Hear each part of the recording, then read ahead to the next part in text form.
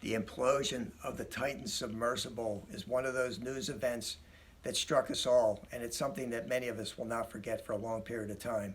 We were all struck with fear as to what ultimately happened to the crew of that submersible.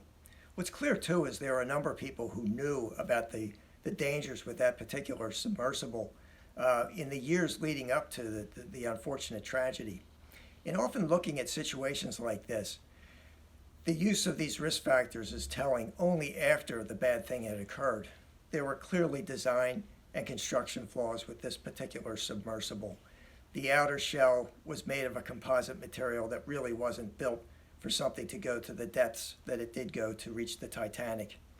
Deferred maintenance was very clear, is that the fatigue that had occurred on that submersible and that composite structure, after 13 or so trips to the Titanic, it ultimately failed on its 14th trip. The economic pressure was very clear, is that Stockton Rush, the fellow who actually invented the submersible, had basically disregarded any kind of certification for that submarine because of the economic pressure of trying to get certifications, and he just found it slowed the process down of his innovation, but also cost money. There were scheduling constraints as well, and clearly communication issues with the sub, particularly operating at those depths. But what's telling too is that there were political agendas in terms of not seeking a certification because the passengers were not actually, they did not actually enter that vehicle through a port. So it was not subject to any kind of regulations if they had left from a port in that particular vehicle.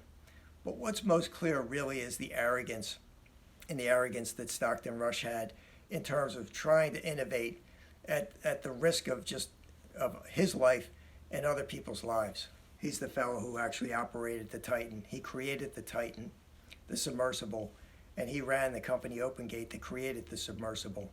I don't think Stockton Rush really cared about enterprise risk management. Call him the CEO. But because OpenGate was a privately held company, it probably had investors. If it had investors, it had a board.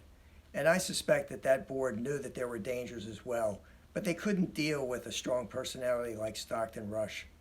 You know, it's analogous to Silicon Valley Bank and its board having met 17 times in the year before its implosion and dealing with their CEO as well.